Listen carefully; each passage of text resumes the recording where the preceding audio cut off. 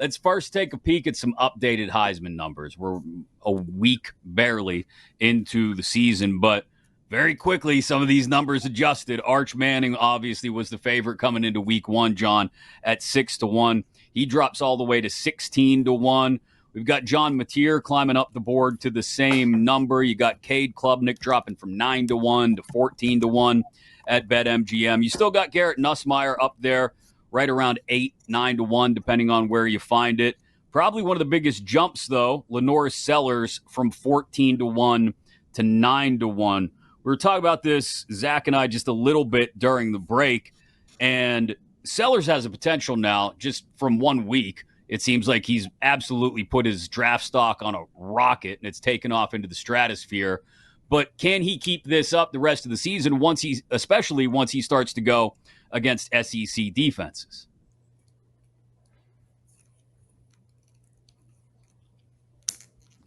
Oh, I thought that was for RJ. Oh, I thought that was for you. Oh, well, look at us.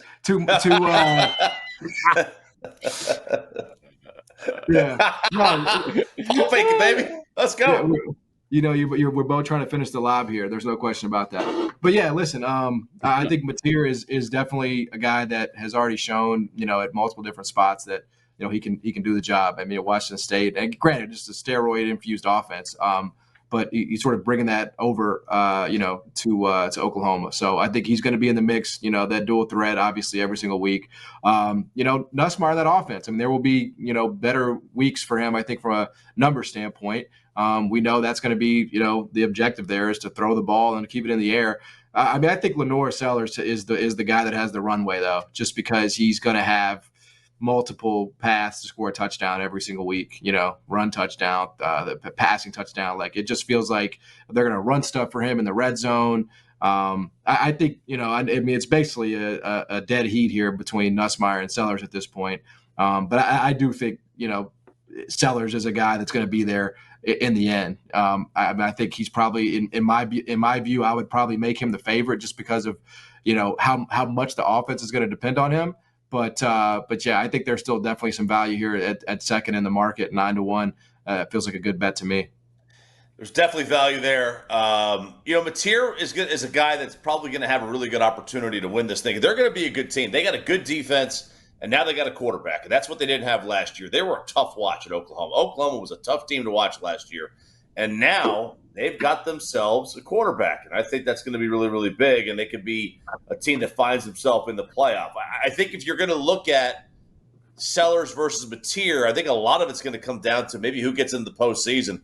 I think Nussmeier is going to be in New York. I think he's going to be there. Whether or not they give it to him, who knows? But I think right now, if you were looking at it, you would say, all right, Sellers probably might be the favorite for the Heisman, but Nussmeier might be the favorite for the number 1 pick.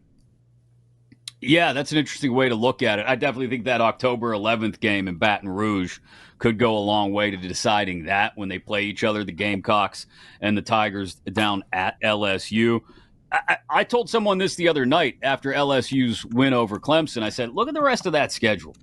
Tell me now, especially after seeing the way Alabama played week 1, where the hiccups are on that schedule. I know I mentioned South Carolina coming in. And yes, they do get Florida next week, depending on how much we believe in DJ Lagway and the Gators. And yeah, they get A&M, but that's also at home. Late in the year, they do have to wrap up at Norman against the Sooners, but there's just not a lot of spots on this schedule, John, where I go, oh, that's a blow-up game. All of a sudden, once they got through that opening game and Brian Kelly got over the opening jinx, LSU all of a sudden stacks up real nice, not just for a playoff, but a deep run into the playoff. And Nussmeier, if he's the quarterback on the best team, I think, like Choppy said, he's not only in New York, he's definitely got the inside lane right now for good reason. No doubt. And I think, the SEC by and large this year is kind of down. I mean, I just don't know, how many truly great teams are in it. I mean, how many playoff teams do we really think there are in the SEC? Like Ole Miss, I don't know. I doubt it. Florida, I doubt it. South Carolina, we'll see. I wasn't really super convinced by them in that game against Virginia Tech. They broke it open because of special teams and things like that. But Alabama, no. A&M, no. I mean, they really did a service to LSU by they don't have to play Texas until, what would be, I guess, the SEC championship game in this scenario. So, or Georgia, or whoever it is. They don't play Georgia either.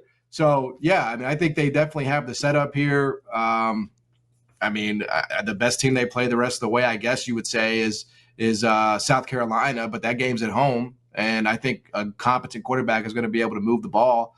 So, I mean, I do. I think LSU is going to be in the picture. And if that is the case, then yes, Nussmeier is going to be – and that's why he's the favorite, right? He's the favorite in large part due to that schedule.